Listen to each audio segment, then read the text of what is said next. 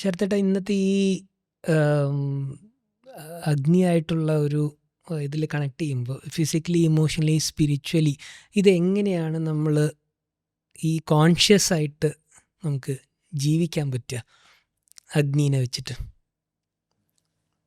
അത് അഗ്നിയായിട്ട് എങ്ങനെ നല്ലൊരു ബന്ധം സ്ഥാപിച്ച് നമുക്ക് ജീവിക്കാൻ പറ്റും. കോൺഷ്യസ്ലി നമുക്ക് മിസ്യൂസ് ചെയ്യാൻ പാടില്ല. തീ കൊണ്ട് കളിക്കാണ്ടിരിക്കാൻ വൺ ലൈൻ, അതാണ് അതിൻ്റെ വൺ ലൈൻ. തീ കൊണ്ട് കളിക്കാണ്ടിരിക്കുക. പക്ഷെ അത് കുറച്ചുകൂടെ നീറ്റായി പറഞ്ഞപ്പോൾ നമ്മൾ അഗ്നിയുടെ സങ്കല്പം എന്തിലൊക്കെ ഉണ്ടെന്ന് പറഞ്ഞത് വെച്ചിട്ട് പറയാം. സത്യസന്ധമായിട്ട് സംസാരിക്കുക, വാക്കിൽ മോസ്റ്റ് ഇമ്പോർട്ടൻറ്റ് അഗ്നിയെ റെസ്പെക്റ്റ് ചെയ്തു, മിതമായി ഭക്ഷണം കഴിക്കുക, ദഹനത്തിൻ്റെ അഗ്നിയെ റെസ്പെക്റ്റ് ചെയ്തു, മിതമായിട്ട് മാത്രം സോഷ്യൽ മീഡിയ പോലുള്ളവ ഉപയോഗിക്കുക. കാരണം അൺവാണ്ടഡ് ഇൻഫർമേഷൻ തലയിൽ കയറ്റി ആ അഗ്നിയെ മിസ്യൂസ് ചെയ്യാതിരിക്കുക. ഊർജത്തിനെ മിതമായിട്ട് ഉപയോഗിക്കുക, കൺസർവ് എനർജി. എനർജിയെ കൺസർവ് ചെയ്യുക. ഇപ്പം അതിപ്പോൾ വീട്ടിൽ ഒരു ആവശ്യമില്ലാത്ത 4 ബൾബ് ഓഫ് ചെയ്തിട്ട് ലൈറ്റ് ഓഫ് ആയിട്ട് തന്നെ ഒരു എനർജി, ഒരു ഒരു ഗുഡ് എക്സാമ്പിളാണത്. പിന്നെ നമ്മൾ കലാകാരന്മാരൊക്കെ ആണെന്നുണ്ടെങ്കിൽ നമ്മുടെ കലയെ മറ്റൊരാൾക്ക് മുറിപ്പെടുന്ന തരത്തിൽ ആ വ്യക്തിയെ ഉയർത്തുന്നതായിട്ടല്ലാതെ നേരെ ചവിട്ടി താഴ്ത്തുന്ന മാതിരിയോ പരിഹസിക്കുന്ന മാതിരിയോ ഉപയോഗിക്കാതിരിക്കുക. മനസ്സിലായില്ലേ? മറ്റൊരാൾക്ക് ഹാം വരുന്ന തരത്തിൽ ഉപയോഗിക്കുമ്പോൾ അഗ്നി മിസ്യൂസ് ചെയ്യപ്പെടുകയാണ്. അവിടെ പോസിറ്റീവ് ട്രാൻസ്ഫോർമേഷൻ എവിടെയൊക്കെ അഗ്നി ഉപയോഗിക്കപ്പെടുന്നുണ്ടോ, എവിടെയൊക്കെ ഓപ്റ്റിമമായിട്ട് ഉപയോഗിക്കപ്പെടുന്നുണ്ടോ, മിതമായിട്ട് ഉപയോഗിക്കപ്പെടുന്നുണ്ടോ, അവിടെയൊക്കെ അഗ്നി റെസ്പെക്റ്റ് ചെയ്യപ്പെടുന്നുണ്ട്. ഇതിലൊക്കെ ഉപരിയായിട്ട് നമുക്ക് ശാരീരികവും മാനസികമായിട്ട് അനവധി മാറ്റങ്ങളും ട്രാൻസ്ഫോർമേഷൻസ് ഒക്കെ വരും. അത് രണ്ടിനെയും പ്ലസ് ആണെങ്കിലും മൈനസ് ആണെങ്കിലും സമചിത്തതയോട് കൂടിയിട്ട് ഉൾക്കൊള്ളുക. അപ്പോഴാണ് നമ്മൾ ട്രൂ റെസ്പെക്റ്റ് കാണിക്കണം അഗ്നിയോട്. കാരണം അഗ്നി ഈശ്വര ശക്തിയാണ്. സകല പരിവർത്തനങ്ങളും വരുത്തിത്തരണ ഈശ്വര ശക്തിയാണ്. ഇപ്പോൾ ഗീത എന്ന് പറഞ്ഞാൽ, ഭഗവത്ഗീത എന്ന് പറഞ്ഞാൽ ഭഗവാനിൽ നിന്ന് അർജുനിലേക്ക് പുറപ്പെട്ട അഗ്നിയാണിത്. ഉദ്ധവഗീത എന്ന് പറഞ്ഞാൽ ഭഗവാനിൽ നിന്ന് ഉദ്ധവനിലേക്ക് പുറപ്പെട്ട അഗ്നിയാണ്. പ്രഹ്ലാദനിൽ നിന്ന് തൻ്റെ സതീർത്ഥ്യരിലേക്ക് പുറപ്പെട്ടാണ് പ്രഹ്ലാദൻ്റെ ഉപദേശം. അത് അഗ്നിയാണ്. ആ അഗ്നി അവരിൽ മാറ്റം വരുത്തിയിട്ടുണ്ട്. അസുരക്കുട്ടികൾ പോലും നാമം ജപിക്കാൻ തുടങ്ങിയെന്നാണ് പറഞ്ഞത്. അപ്പോൾ എവിടെയൊക്കെ പറയണം, ഇപ്പം നമ്മൾ ഒരു പ്രഭാഷണം ചെയ്തു, ആ പ്രഭാഷണം ഒരാളിൽ ഒരു പരിവർത്തനം ഉണ്ടാക്കിയിട്ടുണ്ടെങ്കിൽ അതിന് അഗ്നിയുടെ സ്വഭാവം കാണിച്ചു, അത് അവിടെ മാറ്റം വരുത്തി. അപ്പോൾ അതിനെ റെസ്പെക്റ്റ് ചെയ്താൽ മതി. അഗ്നി സ്വയം ജനറേറ്റ് ചെയ്യാൻ മാത്രമല്ല, മറ്റുള്ളവരിലും ട്രാൻസ്ഫോർമേഷൻ ഉണ്ടാക്കാനായിട്ട് കുറച്ചൊക്കെ നമ്മളും ജനറേറ്റ് ചെയ്യണം. അതായത് നമ്മളാവുന്ന മാതിരി മറ്റുള്ളവരെ കൈപിടിച്ച് ഉയർത്താനുള്ള അവസരങ്ങളെയും അങ്ങനെയും അഗ്നിയെ നമുക്ക് ബഹുമാനിക്കാൻ സാധിക്കും. ഇങ്ങനെയാണ് നമുക്ക് അഗ്നിയായിട്ട് ഒരു സന്തുലിതാവസ്ഥയിൽ ജീവിതത്തിൽ കൊണ്ടുപോകാൻ സാധിക്കും, ബാലൻസ് ചെയ്യാൻ പറ്റുന്നത്. തീ കൊണ്ട് കളിക്കരുത്. അതെ. ശരത്തേട്ടാ, ഈ സ്പിരിച്വൽ ആസ്പെക്റ്റിൽ നോക്കുമ്പോൾ ഈ നമ്മൾ ഈ ഇത് ഫാസ്റ്റിങ്ങും തപസ്സും പിന്നെ തപസ്, ഹോമം, അപ്പോൾ ഇതെല്ലാം പിന്നെ ഈ മെഡിറ്റേഷനും കൂടെ ഇതെല്ലാം കണക്റ്റഡ് ടു അഗ്നിയല്ലേ? അപ്പോൾ ഇതെങ്ങനെയാണ് സ്പിരിച്വൽ ലെയറിലോ അല്ലെങ്കിൽ ഒരു ഡീപ്പർ ലെവലിൽ അതിനെ ഒന്ന് ചുരുക്കി പറയാൻ പറ്റുമോ? അത് ആന്തരികമായിട്ടുള്ള നമ്മുടെ ഇൻറ്റേർണൽ അഗ്നിയെ അത് പുഷ്ടിപ്പെടുത്തും. നമ്മുടെ ഇൻറ്റേർണൽ ഫയർ ഉണ്ടല്ലോ, സോൾ ഫയർ എന്ന് പറയുന്നത്, ആത്മാവിൻ്റെ ആ തേജസ്സിനെ, തേജസ് എന്നാണ് പറയുക. ശരിക്ക് ഭൂതങ്ങൾ പറയുമ്പോൾ ആകാശം, ഭൂമി, അല്ല ആകാശം, വായു, അഗ്നി എന്നല്ല പറയുക. ആകാശം, വായു, തേജസ്, ജലം, അല്ലെങ്കിൽ ജലത്തിന് വരെ അപ്പ്, പൃഥ്വി എന്നാണ് പറയുക. അപ്പോൾ തേജസ് ആണ് വാക്ക്. ശരിക്ക് തേജസ്സാണ് ശരിയായ വാക്ക്. ഈ തേജസ്സാണ് ഇതിൻ്റെ അകത്തൊക്കെ ഇരിക്കുന്നത്. നമ്മൾ ഒരാളിൽ എന്താ തേജസ് എന്ന് നമ്മൾ പറയുന്നുണ്ടല്ലോ, ആ തേജസ്സും അഗ്നിയാണ്. ഓറ എന്ന് പറയുന്നത് അഗ്നിയാണ്. ശരിക്കും അഗ്നിയെക്കാട്ടിലും കൂടി ഉപയോഗിക്കുന്ന വാക്ക് തേജസ് എന്നാണ്. ഈ ഭൂതങ്ങളെ, പഞ്ചഭൂതങ്ങളെ പറ്റി പറയുമ്പോൾ നമ്മൾ ഇത്ര നേരം ഉപയോഗിച്ചില്ല, പക്ഷെ ഇപ്പോൾ ഇവിടെ ഈ അവസരം വന്നപ്പോൾ ഞാൻ പറയണേ. അപ്പോൾ ഹോമത്തിലും പൂജയിലും വ്രതത്തിലും സകലത്തിലും തേജസ്സിനെയാണ് വർദ്ധിപ്പിക്കുന്നത്. നമ്മുടെ ഇൻറ്റേർണൽ ഫയറിന് വിളിക്കുന്ന പേരാണ് തേജസ്. അത് കാഴ്ചയിൽ വരണ വെളിച്ചം മാത്രമല്ല, നമ്മളെ കാണാൻ എന്താ തേജസ്, അത് മാത്രമല്ല, നമ്മുടെ തന്നെ ആ വ്യക്തി തന്നെ അനുഭവിക്കുന്ന ഇൻറ്റേർണൽ ക്ലാരിറ്റി, ആ വ്യക്തി അനുഭവിക്കുന്ന മനസ്സിൻ്റെ ഷാർപ്നെസ്, ആ വ്യക്തി അനുഭവിക്കുന്ന ഇൻ്റലക്ച്വൽ പ്രോവസ്, ആ ഇൻ്റലക്ച്വലി ബുദ്ധിപരമായിട്ട് എന്ത് കാര്യം മനസ്സിലാക്കാനുള്ള ഒരു കഴിവ്, ഈ കഴിവിനെ, ഈ ആന്തരികമായിട്ടുള്ള അഗ്നി, തേജസ്സിനെ ഇത് വർദ്ധിപ്പിക്കും. തേജസ് വർദ്ധിപ്പിച്ചാൽ ഓട്ടോമാറ്റിക്കലി നമ്മുടെ വാസനകളാവുന്ന നമ്മുടെ ടെൻഡൻസീസ്, അത് ആരും കാണില്ല എന്ന് ഉറപ്പുണ്ടെങ്കിൽ പുറത്ത് വരുന്ന വിഷയങ്ങൾ, ആ തേജസ്സിൻ്റെ ശക്തി കൊണ്ട് ഇവ ദഹിച്ചു പോകുന്നു, ശുദ്ധീകരണം സംഭവിക്കും. ശുദ്ധീകരണം സംഭവിച്ചു കഴിഞ്ഞാൽ അവിടെ ഇവിടെയും പല പല ഇൻട്രസ്റ്റുകൾ, താല്പര്യങ്ങൾ, ആഗ്രഹങ്ങളായിട്ട് ഓടി നടക്കണ മനസ്സ് നേരെ വന്ന് ഒരു സ്ഥലത്ത് വന്ന് നിൽക്കും. മനസ്സ് അതിൻ്റെ സ്വസ്ഥാനത്ത് വന്ന് നിൽക്കും. മനസ്സ് സ്വസ്ഥാനത്ത് നിന്ന് മാറിപ്പോകുന്നതുകൊണ്ടാണ് എല്ലാ സ്ട്രെസ്സും ആങ്സൈറ്റിയും വരുന്നത്. അത് വരേണ്ട സ്ഥലത്ത് വന്ന് നിൽക്കും, അടങ്ങും. മനസ്സടങ്ങി ശാന്തമായ ഏകാഗ്രത വരും. ഏകാഗ്രത വന്നാൽ ശ്രദ്ധ വരും. ശ്രദ്ധ വന്നാൽ ഭക്തി വരും. ഭക്തി നന്നായി വന്നാൽ ജ്ഞാനം വരും. ജ്ഞാനം കറക്റ്റായിട്ട് ഉറച്ചാൽ സാക്ഷാത്കാരം, ഡിസിപ്ലിനാണ്. അപ്പോൾ ബേസിക്കലി ഹോമം പൂജയുടെ ഒക്കെ ആത്യന്തിക ലക്ഷ്യം സാക്ഷാത്കാരമാണ്. പക്ഷെ പോണ വഴി ഇതാണ്. ഇത്രയാണ് ഞാൻ പറഞ്ഞത്. അല്ലാണ്ട് ഈ ചെയ്ത ഉടനെ ആവില്ല. ഇത് അകത്തെ ട്രാൻസ്ഫോർമേഷൻ ഉണ്ടാക്കണം. അകത്തെ തേജസ്സിനെ ഇത് വളർത്തണം. ബേസിക്കലി മറ്റേ ആറ്റോമിക് ഹാബിറ്റ്സിൽ പറയുന്ന അതെ ആറ്റോമിക് ഹാബിറ്റ്സ് പറയണില്ലേ നമ്മൾ. ആറ്റോമിക് ഹാബിറ്റ്സ് ഇവണമാരി ഇപ്പോൾ ജാപ്പനീസ് കൈസനിലും ഒക്കെ തന്നെയുള്ളൂ. ഇൻക്രിമെൻ്റൽ ഇമ്പ്രൂവ്മെൻറ്റുകളെ പറയുന്നില്ലേ. അത് അടിവെച്ച് വരിക. എൻ ഗോൾ ഇതാണ്. ഹോമം പൂജ തുടങ്ങിയൊക്കെ ചെയ്യണമെങ്കിൽ ആന്തരിക തേജസ് വർദ്ധിക്കും. ആ തേജസ് വർദ്ധിക്കുമ്പോൾ ഈ ബാക്കി പറഞ്ഞ കംപ്ലീറ്റ് പ്രോസസ്സും ഉണ്ടാവുക. മാലിന്യങ്ങൾ കത്തിക്കഴിഞ്ഞാൽ ഏകാഗ്രത വരും. കാരണം ഡിസ്ട്രാക്ഷൻ ഇല്ല. ഈ മാലിന്യം എന്ന് പറഞ്ഞാൽ നമ്മളെ ഡിസ്ട്രാക്ട് ചെയ്യുന്ന നമ്മുടെ വാസനകളാണ്. ഏകാഗ്രത വന്നാൽ ശ്രദ്ധയായി, ശ്രദ്ധ വന്നാൽ ഭക്തിയായി, ഭക്തി വന്നാൽ ജ്ഞാനമായി, ജ്ഞാനം വന്നാൽ സാക്ഷാത്കാരമായി, ട്രാൻസ്ഫോർമേഷനായി, ഫൈനൽ. പിന്നെ തിരിച്ചു വരവില്ല. അഗ്നി ചെയ്യണമല്ല. അഗ്നിയിൽ എപ്പോഴും അഗ്നി ചെയ്യണ ട്രാൻസ്ഫോർമേഷൻ പ്രത്യേകതയുണ്ട്. റിവേഴ്സലില്ല. ഒരു സാധനം കത്തിച്ച് അതിനെ തിരിച്ച് പഴയമാതിരി ആക്കാൻ പറ്റില്ല. തിരിച്ചു വരവില്ല. അഗ്നി തൊട്ടാൽ തിരിച്ചു വരവില്ല. അതുകൊണ്ട് എവിടെയൊക്കെ തിരിച്ചു വരവില്ലാത്ത മാറ്റം വരുന്നുണ്ട് അവിടെയൊക്കെ അഗ്നിയുടെ റോള് ഹെവിയായിരിക്കും. ആധ്യാത്മികതയിൽ അതുകൊണ്ട് അഗ്നിക്ക് തന്നെയാണ് പ്രാമുഖ്യം. അതുകൊണ്ട് പൂജാ ഹോമം തുടങ്ങിയിട്ടുള്ള ബാഹ്യാചാരങ്ങളിൽ പോലും അഗ്നിക്ക് ഇത്രയ്ക്ക് റോള് വരാൻ കാരണം. ഇപ്പം നമ്മൾ ഈ പറഞ്ഞ ആ ഡിസിപ്ലിൻ്റെ ഓരോ ഇതിൽ ഹോമം, ഫാസ്റ്റിംഗ്, തപസ് എന്ന് പറയുന്നത്. അപ്പോൾ തപസ് ആസ് സച്ച് ഇപ്പോൾ ഒരു ആ ഒരു ഡിസിപ്ലിൻ്റെ ഒരു നെസസറി ആണോ ഈ സ്പിരിച്വൽ ഗ്രോത്തിനുള്ളത്? ഫയർ ഇല്ലാണ്ട് ചെയ്യാൻ പറ്റുമോ? ഇല്ല. അവിടെ തപസ് എന്ന വാക്കിൽ തന്നെ തപം വന്നു. തപം ചൂടുണ്ടെങ്കിൽ അവിടെ തീ ഉണ്ടായേ പറ്റൂ. ഞാൻ നേരത്തെ പറഞ്ഞ മാതിരി തപസ് എന്ന് പറഞ്ഞ ഒരു സ്ഥലത്ത് അടങ്ങിയിരുന്ന് നമ്മൾ ഒരു കേന്ദ്രത്തിലേക്ക് മനസ്സിനെ കൊണ്ടുവന്ന് നിർത്തിയിട്ട് ചെയ്യുന്ന ശരീരത്തിൽ താപം വർദ്ധിക്കും. അങ്ങനെ ചെയ്യുമ്പോൾ നമ്മൾ ധ്യാനിക്കുമ്പോൾ ശരീരത്തിൽ ചൂട് കൂടും. ശ്രദ്ധിച്ചിട്ടുണ്ടാവും. അതെ. കാരണം ഒരു പോയിന്റിലേക്ക് മനസ്സിനെ കൊണ്ടുപോയി കഴിഞ്ഞാൽ ഓട്ടോമാറ്റിക്കലി അകത്തുനിന്ന് ചൂട് കൂടാൻ തുടങ്ങും. ഈ ചൂട് കൂടുന്നതിൻ്റെ അതുകൊണ്ടാണ് ശിവൻ്റെ ശരീരം കനൽക്കട്ട പോലെ ഇരിക്കുന്നത്. അദ്ദേഹത്തിന് ഈ ധാര ആവശ്യമായിട്ട് വരുന്നതും ജലം ഇങ്ങനെ കോരി ഒഴിക്കേണ്ടി വരുന്നത് ഈ ചൂട് കാരണം. കാരണം തപസ്സിൻ്റെ ഹൈറ്റാണത്. തപസ്സില്ലാതെ ആധ്യാത്മികമായിട്ടുള്ള ഗ്രോത്ത് സാധ്യമല്ല. കാരണം തപസ് കൊണ്ടാണ് നമ്മുടെ ആന്തരിക മാലിന്യങ്ങളൊക്കെ കത്തിപ്പോണം. എന്ത് ആന്തരിക മാലിന്യം? നമ്മുടെ ടെൻഡൻസീസ്, നമ്മുടെ വാസനകൾ, നമ്മൾ പൂർവ്വത്തിൽ നിന്ന് ക്യാരി ചെയ്തിട്ടും ഈ ലൈഫിൽ ഇൻകർ ചെയ്തിട്ടുള്ള എല്ലാം കത്തിപ്പോകുന്നത് അവിടെയാണ്. അങ്ങനെ വരുമ്പോൾ ശുദ്ധി ഉണ്ടാവും. അതുകൊണ്ട് എപ്പോഴും അഗ്നിയും ഫ്രിക്ഷനും വേണം. എന്തിനാ? ഒരു നോർമൽ ലൈഫ് നയിക്കുന്ന ഒരു വ്യക്തിക്കാണെങ്കിൽ പോലും അവൻ്റെ ജീവിതത്തിലെ കത്തുന്ന അനുഭവങ്ങൾ, പൊള്ളുന്ന അനുഭവങ്ങൾ എന്ന് പറയും. ഈ പൊള്ളുന്ന അനുഭവങ്ങൾ തപസ്സാ.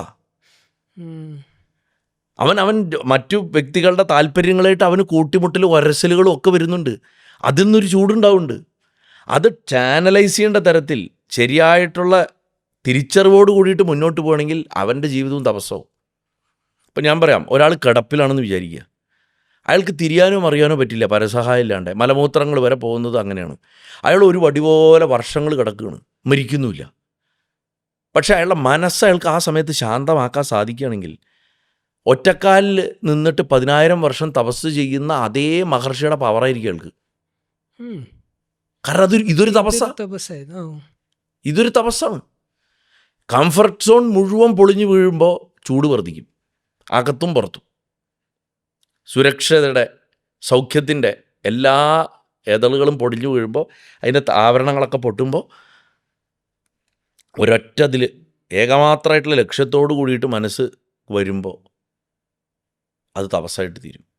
തപസ് അഗ്നിയുടെ ഹൈറ്റാണെന്നുള്ളതിൻ്റെ, ആ അഗ്നിയുടെ ഇൻറ്റൻസിറ്റി തപസ്സിൽ എത്രമാത്രം ഉണ്ട് എന്നുള്ളതിൻ്റെ ഏറ്റവും വലിയ എക്സാമ്പിൾസാണ് നമ്മൾ പുരാണങ്ങളിൽ കാണുന്ന പഞ്ചാഗ്നി മധ്യത്തിലെ തപസ് തന്നെ ചൂടുണ്ടാക്കണു. പോരാണ്ട് ചുറ്റും തീ കൂട്ടിയിട്ട് എല്ലാ ഭാഗത്തും വട്ടത്തിൽ തീയും മുകളിൽ കത്തുന്ന സൂര്യനും. ആലോചിച്ച് നോക്കൂ. ഇപ്പോൾ ശ്രീപാർവതിയുടെ തപസ്സൊക്കെ പറയുന്നുണ്ട്. മഹാദേവനെ വിവാഹം ചെയ്യാൻ വേണ്ടിയുള്ള 13 വയസ്സ് പ്രായത്തിലുള്ള തപസ്സിൽ വജ്രത്തിൻ്റെ സൂചി കുത്തി നിർത്തിയിട്ട് കാലിൻ്റെ പെരുവിരൽ അതിൽ കുത്തി നിർത്തി ഒറ്റക്കാലിൽ നിന്നിട്ട് ചുറ്റും അഗ്നി കൂട്ടി മുകളിൽ സൂര്യനുമായിട്ട് നിന്നിട്ടുള്ള തപസ്. സഖിമാരിത് ചെയ്തു കൊടുത്തുകൊണ്ടേയിരിക്കും, തീ കെടാതെ നോക്കിക്കൊണ്ടിരിക്കും. എന്തായിരിക്കും ആ ശരീരത്തിൻ്റെ അവസ്ഥ? അപ്പോൾ അവരുടെ മനസ്സിൻ്റെ ഷാർപ്പ്നെസ് എന്തായിരിക്കും? അപ്പോൾ അഗ്നി എന്താ ചെയ്യണത്? മനസ്സിനെ ഷാർപ്പാക്കും. അതുകൊണ്ട് തപസ് മനസ്സിനെ ഷാർപ്പാക്കും. മനസ്സിനെ ഷാർപ്പാക്കിയാൽ നേരത്തെ പറഞ്ഞ ശ്രദ്ധ വരും, ശ്രദ്ധ വന്നാൽ ഭക്തി വരും, ഭക്തി വന്നാൽ ജ്ഞാനം വരും, ജ്ഞാനം വന്നാൽ സാക്ഷാത്കാരം വരും. അതാണ് സംഭവിക്കുന്നത്. ഇനിയിപ്പോൾ ഇത് ഓരോന്നുമായിട്ട് എടുത്തിട്ട് നമുക്ക് പറഞ്ഞിക്കാൻ പറ്റില്ല, കാരണം നമ്മൾ എത്രയോ പ്രഭാഷണങ്ങളൊക്കെ പറഞ്ഞിട്ടുള്ളതുകൊണ്ട് അതിലൊന്നും ഞാൻ കൂടുതൽ പോകുന്നില്ല. പക്ഷേ ഇതാണ് അതിൻ്റെ ഇതിൻ്റെ ഇപ്പോൾ ഫിലോസഫിക്കൽ എന്നുള്ളതിൽ ഉപരിയായിട്ട് ഇപ്പോൾ അശോക് ചോദിക്കുന്നത് സ്പിരിച്വലാണ്. അപ്പോൾ ആ തലത്തിൽ അതാണ് അതിൻ്റെ ആൻസർ. ഈ പോഡ്കാസ്റ്റ് കേൾക്കുമ്പോൾ, അപ്പോൾ ഇത് കേട്ടുകൊണ്ടിരിക്കുമ്പോൾ ആർക്കെങ്കിലും തോന്നുകയാണ് എനിക്കിതൊന്ന് തിരിച്ച് സ്റ്റാർട്ട് ചെയ്യണം എന്നുണ്ടെങ്കിൽ എവിടുന്ന് തുടങ്ങേണ്ടി വരും? അവർ എന്തായിരിക്കണം അവർ ഫസ്റ്റ് സ്റ്റെപ്പ് സ്റ്റാർട്ട് ചെയ്യേണ്ടത്? അഗ്നിയെ റെസ്പെക്ട് ചെയ്യാൻ. അഗ്നിയെ റെസ്പെക്ട് ചെയ്യുക. അത് ഞാൻ നേരത്തെ പറഞ്ഞു തന്ന കാര്യങ്ങളായിട്ട് ബന്ധിപ്പിച്ചാൽ മതി. ആദ്യം ഭക്ഷണം തന്നെ പിടിക്കാം. Conscious eating. നമ്മൾ ബോധപൂർവം ഭക്ഷണം കഴിക്കുമ്പോൾ അകത്തൊരാൾ ദഹിപ്പിക്കാണ്ടിരിക്കേണ്ടതെന്നുള്ള ബോധത്തോടെയാണ് ചെയ്യുന്നത്. ഫോൺ നോക്കിക്കൊണ്ട് കഴിച്ചുകൊണ്ടിരുന്നു കഴിഞ്ഞാൽ ഉപേക്ഷയാണ്, അലംഭാവമാണ്. കാരണം ഈ ഭക്ഷണത്തിലും അഗ്നിയുണ്ട്, അകത്തും അഗ്നിയുണ്ട്. ഇത് രണ്ടും ചേർന്നിട്ടാണ് ശരീരത്തിനെ പോഷിപ്പിക്കുന്നത്. അതുകൊണ്ട് ബോധപൂർവം ഭക്ഷണം കഴിക്കുക, സത്യം സംസാരിക്കുക, സത്യസന്ധമായിട്ട് ഇരിക്കുക, ഊർജത്തെ ദുർവിനിയോഗം ചെയ്യാതിരിക്കുക, സൂര്യോദയവും അസ്തമയവും കാണാൻ ശ്രമിക്കുക. അഗ്നിയുടെ വരവും പോക്കുമാണ്. പ്രപഞ്ചാഗ്നി വരുന്നതും പോണതും കാണുക. അസ്തമയം കഴിയുന്ന സമയമാകുമ്പോഴേക്കും വീട്ടിൽ അതിൻ്റെ ഒരു റെപ്രസെൻറ്റേഷനായിട്ട് വിളക്ക് കൊളുത്തുക. ഒരു ധർമ്മത്തിൻ്റെ കണക്കിൽ പറയും, വിളക്ക് കൊളുത്താൻ പറ്റാത്തവരാണെങ്കിലും സൺറൈസും സൺസെറ്റും കാണുക. അഗ്നിയെ റെസ്പെക്ട് ചെയ്യാൻ ഏറ്റവും പറ്റിയ 2 സമയമാണ് സൺറൈസും സൺസെറ്റും. ഒരു റിച്വലിസ്റ്റിക്കലി അതാണ് സന്ധ്യാവന്തനം. സന്ധ്യാവന്തനത്തിൻ്റെ അടിസ്ഥാനം എന്താ? അഗ്നിയെ റെസ്പെക്ട് ചെയ്യല. മനസ്സിലായില്ലേ? അപ്പോൾ ബോധപൂർവം കോൺഷ്യസ് ഈറ്റിംഗ്, ബോധപൂർവം ഭക്ഷണം കഴിക്കുക, സത്യം പറയുക, ഊർജ്ജത്തിനെ കൺസർവ് ചെയ്യുക, അനാവശ്യമായിട്ട് കറണ്ടും വെള്ളവും ഒന്നും അങ്ങനത്തെ ഒക്കെ പാഴാക്കാതിരിക്കുക. എന്തും പാഴാക്കിയ അവിടെ അഗ്നിയുടെ വേസ്റ്റേജ് ആണെന്നാണ്. അത് വെള്ളമല്ലേ ചോദിക്കും, അല്ല, ഊർജ്ജമാണ്. ഊർജ്ജം എവിടെയുണ്ടോ അത് അഗ്നിയായിരിക്കും. വായുവിലുള്ള ഊർജ്ജം പോലും അഗ്നിയുടെയാണ്, ജലത്തിലുള്ള ഊർജ്ജം പോലും അഗ്നിയുടെയാണ്. വളരെ ഉയരത്തുനിന്ന് വീണ വെള്ളത്തിൻ്റെ താഴെ കൈ കൊണ്ടേ പിടിച്ച് നിന്ന് കഴിഞ്ഞാൽ ചിലപ്പോൾ കൈ പൊള്ളണമാതിരി തോന്നും. ഘർഷണം കൊണ്ടാണ് സംഭവിക്കുന്നത്. അപ്പോൾ അതേപോലെ എന്താ പറയുക, ഈ മനസ്സിനെ ശാന്തമാക്കി വയ്ക്കാൻ ശീലിക്കുക, പരുഷമായ വാക്കുകൾ പറയാതിരിക്കുക, എല്ലാറ്റിലും ഉപരി സൺറൈസും സൺസെറ്റും കാണുക, ദിവസവും സൂര്യോദയവും അസ്തമനവും കാണാൻ ശ്രമിക്കുക. ഇന്നത്തെ കാലത്ത് ഏറ്റവും കാണില്ല. അതെ, എവിടെന്നാ മൂപ്പര് വരണ പോണെന്ന് അറിയില്ല. ഇനി കുറഞ്ഞ വർഷം നട്ടുച്ചയ്ക്കെങ്കിലും മൂപ്പരെ നോക്കുക. അഗ്നിയുടെ സ്രോതസ്, ഭൂമിയെ സംബന്ധിച്ചിടത്തോളം അഗ്നിയുടെ സ്രോതസ് സൂര്യനാണ്. അവിടുന്ന് വന്നതേ ഉള്ളൂ ഇവിടെ. ഈ അഗ്നി എന്ന് പറഞ്ഞ കോൺസെപ്റ്റിൻ്റെ മിസ്അണ്ടർസ്റ്റാൻഡിങ് ഏറ്റവും കൂടുതൽ എന്താണ്? അതിനെ നമുക്ക് ക്ലിയർ ചെയ്യണം എന്നുണ്ടെങ്കിൽ അഗ്നി ഡേഞ്ചറസ് ആണെന്നുള്ളത്, അഗ്നി അപകടകാരിയാണെന്നുള്ളതാണ് ഏറ്റവും വലിയ മിസ്അണ്ടർസ്റ്റാൻഡിങ്. ജനറലി പറയുന്നതാണ്. കെയർലെസ് ആയിട്ടുള്ള ഫയർ, അശ്രദ്ധയുള്ള തീ അപകട. പക്ഷെ ബോധപൂർവമുള്ള തീ, ഞാൻ നേരത്തെ പറഞ്ഞ മാതിരി റെസ്പെക്ട് ചെയ്തുകൊണ്ടുള്ള തീ ആണെങ്കിൽ അത് ക്ലെൻസിങ് ആണ്, അത് അപ്ലിഫ്റ്റിംഗ് ആണ്. അതുകൊണ്ട് തീ അപകടകാരിയാണെന്ന് പറയരുത്. തീ അപകടകാരിയാണെന്ന് പറയണതാണ് ഏറ്റവും വലിയ തെറ്റിദ്ധാരണ. എപ്പോഴും പൊള്ളണം എപ്പോഴാണ്? അശ്രദ്ധ കൊണ്ടാണ് പൊള്ളുന്നത്. ഒരു നോർമൽ ലൈഫിൽ തന്നെയാണ്. പിന്നെ ബാക്കിയുള്ള തീയൊക്കെ നോക്കിക്കോളൂ, വാവിട്ട വാക്ക്, കൈവിട്ട കളി, അല്ലേ? ഇതൊക്കെ തന്നെയല്ലേ നമ്മൾ അപകടത്തിലെത്തിക്കണത്. അതിൽ ആ അഗ്നികളൊക്കെ തന്നെയും കയ്യിൽ നിന്ന് പോയതുകൊണ്ടാണ് അപകടകരമാണ്. നിയന്ത്രിതമായിരുന്നെങ്കിലോ, ശ്രദ്ധയോടെ ആയിരുന്നെങ്കിലോ ഈ വിഷയം പറ്റില്ലല്ലോ. അതുകൊണ്ട് അഗ്നി അപകടകാരിയാണെന്നുള്ളതാണ് ഏറ്റവും വലിയ മിസ്നോമർ. ഒരിക്കലും അല്ല. നമ്മുടെ കെയറും കെയർലെസ്നെസ്സിനും അനുസരിച്ചിട്ടും കെയർഫുൾനെസ്സിനും അനുസരിച്ചിട്ടും ഒക്കെയാണ് അഗ്നിയുടെ എന്താ പറയുക റോള് നമ്മുടെ ലൈഫിൽ. അപ്പോൾ അതുകൊണ്ട് അഗ്നി അപകടകാരിയാണെന്ന് ആദ്യമേ കയറി ഒരു പ്രീ കൺസീവ്ഡ് ഐഡിയ വെച്ച് നടക്കുന്നതാണ് ഏറ്റവും വലിയ മിസ്കൺസെപ്ഷൻ. എന്നാൽ എനിക്ക് തോന്നണം കേട്ടോ എൻ്റെ നമ്മളുടെ ഫസ്റ്റ് ഡിസ്കഷനിൽ ഞാൻ ശരത്തേട്ടനോട് ചോദിച്ചായിരുന്നു, വേദങ്ങളും ഉപനിഷത്തുക്കളും ഒക്കെ സംസാരിക്കുമെങ്കിൽ എന്തായിരിക്കും പറയുക എന്നുള്ളത് ചോദിച്ചായിരുന്നു. അപ്പം ഇന്ന് നമ്മൾ അടുത്തൊരു അഗ്നി എന്ന് പറഞ്ഞൊരു ചാപ്റ്ററിൽ ഇരിക്കുകയാണ് വെച്ചാൽ, അഗ്നിക്ക് സംസാരിക്കുകയാണ് വെച്ചാൽ സാധാരണക്കാർക്ക് അല്ലെങ്കിൽ ഇന്നത്തെ മനുഷ്യരുടെ അടുത്ത് എന്തായിരിക്കും പറയാൻ പറ്റുക? എന്തെങ്കിലും ഒരു അഗ്നി ശിവന്റെ സ്വഭാവം ഞാൻ പറഞ്ഞില്ലേ, അഗ്നി ചെകിടത്തടിക്കണ മാതിരിയുള്ളൊരു ഇത്രയും അഗ്നിയുടെ നിന്ന് വരുള്ളൂ. അഗ്നിക്ക് അങ്ങനെ പറ്റുള്ളൂ. അഗ്നി പറയും either you transform knowingly or get transformed unknowingly. അഗ്നിക്ക് അതേ അറിയുള്ളൂ. നീ ഒന്നുമില്ലെങ്കിൽ ബോധത്തോട് കൂടിയിട്ട് മാറുക സ്വയം, എനിക്ക് വഴങ്ങിത്തരിക, അല്ലെങ്കിൽ ഞാൻ നിന്നെ മാറ്റും. നീ തന്നെ അറിയാത്ത സമയത്ത് നിന്നെ ഞാൻ മാറ്റിക്കളയും. ബോധപൂർവ്വം അല്ലാണ്ട് തന്നെ മാറാൻ നീ തയ്യാറായിക്കോ. ഒന്നുമില്ല ബോധപൂർവ്വം മാറുക, അല്ലെങ്കിൽ ബോധപൂർവ്വം അല്ലാണ്ട് തന്നെ മാറാൻ നീ തയ്യാറായിക്കോ എന്ന് പറയും. ഇതേ അഗ്നി പറയുള്ളൂ. അഗ്നിക്ക് വേറൊന്നും പറയാറിയില്ല. You either get transformed knowingly or get transformed unknowingly. അഗ്നിക്ക് അതേ അറിയുള്ളൂ. Beautifully presented. അല്ല അഗ്നിക്ക് അതേ അറിയുള്ളൂ. അശോകെ ഒന്ന് ആലോചിച്ച് നോക്കൂ അല്ലേ. എങ്ങനെയും മൂപ്പര് കത്തിക്കും. കത്തിക്കുന്നത് കൊണ്ടുള്ള പരിവർത്തനം ബോധത്തോടുകൂടി സ്വീകരിക്കാൻ നമ്മൾ തയ്യാറായിട്ടിരുന്നാൽ കുഴപ്പമില്ല. ഇല്ലെങ്കിൽ നമ്മളറിയാതെ മൂപ്പര് നമ്മളെ കത്തിക്കും, എന്നിട്ട് മാറ്റും. അതാണ് അഗ്നിയുടെ കളി. So either you get transform knowingly or either you transform knowingly, സ്വയം എഫർട്ട് ഇട്ടിട്ട്, അല്ലെങ്കിൽ ഗെറ്റ് ട്രാൻസ്ഫോംഡ്, ഇല്ലെങ്കിൽ വേറെ എന്തെങ്കിലും വന്ന് കത്തിക്കും അൺനോയിങ്ലി. അത്രേ ഉള്ളൂ. Thank you so much. Thank you so much. ഞാൻ ഈ മറ്റേ അഗ്നി ഭഗവാനി മനസ്സുകൊണ്ട് സാഷ്ടാംഗം നമസ്കരിക്കുക. Thank you. ഞാൻ ഇങ്ങനത്തെ ഈ കൊനസ്റ്റ് ടോപ്പിക്കുകളൊക്കെ ആയിരിക്കും എടുത്തു കൊണ്ടുവരിക. ഇനിയും ഞാൻ ഇതേപോലെ വിളിച്ച് കുഴപ്പമില്ല, ധാരാളം നമുക്ക് സംസാരിക്കാനും പറയാനൊക്കെ ഉണ്ടല്ലോ. ഭഗവാൻ എത്രയോ പ്രപഞ്ചത്തിൽ എന്തൊക്കെയോ കാര്യങ്ങൾ, എത്രയോ അറിവുകൾ, എന്തൊക്കെയോ നമുക്ക് എൻഡ് ഓഫ് ദി ഡേ ഇതൊക്കെ അറിയുന്നത് വഴി എന്താ കാര്യം എന്ന് വെച്ചാൽ നമ്മൾ നമ്മളെക്കുറിച്ച് കൂടുതൽ അറിയും. നമുക്ക് നമ്മളെക്കുറിച്ച് ക്ലാരിറ്റിയും തെളിച്ചുണ്ടാവും. ഇപ്പോൾ നോക്കൂ, നമ്മളിൽ ഇത്രയും അഗ്നിയുടെ സാന്നിധ്യം ഉണ്ടെന്ന് നമ്മൾ ഇരുന്ന് ചിന്തിക്കും. ഇപ്പം അശോക് ചോദിക്കുമ്പോൾ ഞാൻ പോലും ശരിയാണല്ലോ, അങ്ങനെയാണല്ലോ, നമ്മുടെ ഉള്ളിൽ തന്നെ ഒരു തിരിച്ചറിവ് വരും. ഇത്രയുണ്ടെന്ന് റിയലൈസ് ചെയ്തില്ല. ഇല്ലേ? ഇല്ല, ഇപ്പോഴാണ് മനസ്സിലായത് ഇത്രയും ഉണ്ടെന്നുള്ളത്. അതാണ് അഗ്നിക്ക് ഇത്രയും ഇമ്പോർട്ടൻസ് ഉണ്ട്. പിന്നെ എന്ത് ഇമോഷനും ഇൻറ്റൻസ് ആയാൽ, എന്ത് ഇമോഷനും അഗ്നിയാണ്. അതിൻ്റെ ഹൈറ്റ് ഓഫ് ഇൻറ്റൻസിറ്റിയിൽ അത് പൊള്ളിക്കുകയും ചെയ്യും. അല്ലേ, വാത്സല്യം കൂടിയാലും പൊള്ളും, പ്രണയം കൂടിയാലും പൊള്ളും, അല്ലേ, പോസിറ്റീവ് ഇമോഷൻസ് പോലും കൂടിയാൽ പൊള്ളും, ബുദ്ധി അധികമായാലും പൊള്ളും, അല്ലേ, എന്തും അധികമായാൽ പൊള്ളും. ശ്വാസം മുട്ട് വരില്ലേ ചില ബന്ധങ്ങളിൽ. പൊസസീവ്നെസ് എന്ന് പറഞ്ഞാൽ എന്താ? പൊസസീവ്നെസ് എന്ന് പറയുന്നത് ഈ അതിരുവിട്ട പ്രണയത്തിൻ്റെ അഗ്നിയാണ്, പ്രണയാഗ്നി എന്ന് പറയും നമ്മൾ, അല്ലേ. അത് അബറേഷൻ വരുമ്പോഴാണ് പ്രതികാരാഗ്നിയായിട്ട് മാറുക. മനസ്സിലായില്ലേ? അതുമൊക്കെ അഗ്നിയാണ്. എവിടെയൊക്കെ ഈ കത്തിച്ചാമ്പലാക്കാനുള്ള ടെൻഡൻസി വരും. കത്തിച്ചാമ്പലാക്കുക എന്ന് പറഞ്ഞാൽ ട്രാൻസ്ഫോർമേഷനാണ്. എല്ലാം കിടക്കുന്നുണ്ട്. ഇരുന്ന് ആലോചിച്ചാൽ മതി, ധ്യാനിച്ചാൽ മതി. ഇപ്പോൾ നമ്മൾ ഈ പറഞ്ഞൊന്നുമല്ല. ഇപ്പോൾ കേൾക്കുന്നവരാണെങ്കിൽ ആരാണെങ്കിലും ഒന്നിരുന്നിട്ട് എല്ലാ ജീവിതത്തിൽ ഓരോ സിറ്റുവേഷൻസും എടുത്തിട്ട് ഇങ്ങനെ ആലോചിച്ച് കഴിഞ്ഞാൽ അഗ്നിയുടെ ആ പ്രഭാവം, എന്തുകൊണ്ട് അഗ്നി ആരാധ്യനായി, തീയിനെ ആരാധിക്കുന്നവർ എന്ന് പറഞ്ഞ് പുച്ഛിക്കും. ഈ പറയണവൻ പോലും ആ തീയിലാണ് നിൽക്കുന്നത്, അല്ലേ. അഭിഷേക അഗ്നി എന്നൊക്കെയാ പറയുക. ആലോചിച്ച് നോക്കൂ, അല്ലേ. ചില മതപദ്ധതികൾ ഉപയോഗിക്കുന്ന വാക്കുകൾ അഭിഷേക അഗ്നി, അഭിഷേക അഗ്നി. അതിനും അഗ്നി. അഭിഷേകം എന്തുകൊണ്ടാണ്? തീക്കുളി എന്ന് പറയും തമിഴിൽ. ഈ അഗ്നിയുടെ ട്രാൻസ്ഫോർമേഷൻ ഗോത്രവർഗ്ഗങ്ങളിലേക്ക് കടന്നിരുന്നുകൊണ്ടാണ് ഈ മാരിയമ്മൻകോവിലൊക്കെ കനൽച്ചാട്ടം,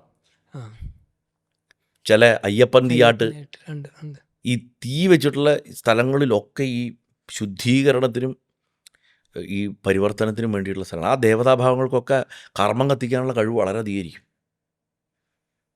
അതുകൊണ്ട് നമ്മൾ പറയും യു ബേൺ യുവർ കർമാസ് എന്നല്ലേ പറയാം. ഒരുപാട് പ്രവർത്തിച്ച് ഭയങ്കര ഈ പറഞ്ഞ മാതിരി ഇൻറ്റേർണൽ ഫയർ ഒരുപാടായിട്ട് ഇങ്ങനെ ജ്വലിച്ച് പലതും അച്ചീവ് ചെയ്ത് വന്നാലും അവസാനം എന്താ പറയുക, നമ്മൾ ബേൺ ഔട്ട് എന്നാ പറയുക. അവിടെയൊക്കെ അഗ്നി ഭാഷയെ തന്നെ ശ്രദ്ധിച്ചാൽ കാണാം. ഏത് ലോകഭാഷകളിൽ ശ്രദ്ധിച്ചാലും കാണാം ഈ അഗ്നിസ്പർശമുള്ള വാക്കുകൾ ധാരാളം കാണാം. അപ്പം നമ്മുടെ പൂർവികർ അത് ഏത് നാട്ടിലാണെങ്കിലും അവരിതിൻ്റെ ശക്തി തിരിച്ചറിഞ്ഞിട്ടുണ്ട്, അല്ലെങ്കിൽ അവർ ആ വാക്ക് ഉപയോഗിക്കില്ലല്ലോ. ഇന്ന് നമ്മളത് അൺകോൺഷ്യസ്ലി ഉപയോഗിക്കണം, അൺനോയിങ്ലി ഉപയോഗിക്കണം. ഇപ്പം നേരത്തെ പറഞ്ഞു ഒന്നുമില്ലെങ്കിൽ transform knowingly or get transformed unknowingly. എന്തായാലും സന്തോഷം. Thank you so much.